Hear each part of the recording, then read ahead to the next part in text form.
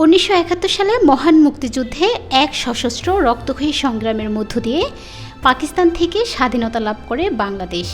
দীর্ঘ 9 মাসের রক্তক্ষয়ী যুদ্ধ করতে হয়েছে বাংলাদেশকে। মুক্তিযুদ্ধ ঘিরে পাকিস্তানি বাহিনী যে গণহত্যা চালিয়েছিল তা নিয়ে আনুষ্ঠানিক কোনো দুঃখ প্রকাশ করেনি দেশটি। এবার পাকিস্তান 71-এর প্রশ্নটির সমাধান চায়।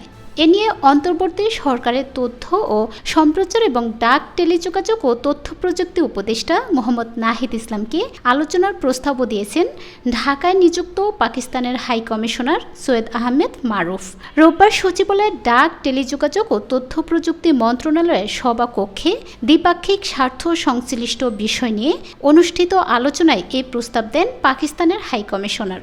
উপদেষ্টা নাহিদ ইসলামকে পাকিস্তানের হাই কমিশনার আহমেদ মারুফ বলেন, আমরা 1971-এর প্রশ্নটি সমাধান করতে চাই, কিন্তু গত সরকার আওয়ামী লীগ আমাদের আলোচনার কোনো সুযোগ দেয়নি এবং ইচ্ছা করেই 71 ইস্যুটাকে জিয়ে রাখত।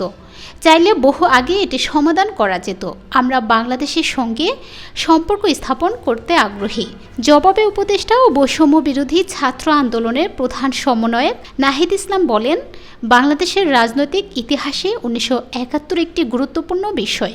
আওয়ামী লীগের আদর্শে 1971 ছিল ইতিহাসের শেষ অধ্যায়, কিন্তু আমরা মনে করি এটি ইতিহাসের ধারাবাহিকতা। 1947 বা পাকিস্তান আন্দোলন ছাড়া বাংলাদেশ প্রতিষ্ঠা হতো না। আমরা পাকিস্তানের সঙ্গে 71-এর প্রশ্নটির সমাধান করতে চাই। এই উপদেষ্টা আরও বলেন, একটি গণতান্ত্রিক দক্ষিণ এশিয়ার জন্য আমাদের পরস্পরের সঙ্গে সম্পর্ক মজবুত করা প্রয়োজন। আমরা বাংলাদেশের স্বাধীনতা, সার্বভৌমত্ব ও জাতীয় স্বার্থকে সমুন্নত রেখে যে কোনো দেশের সঙ্গে সম্পর্ক রাখতে আগ্রহী।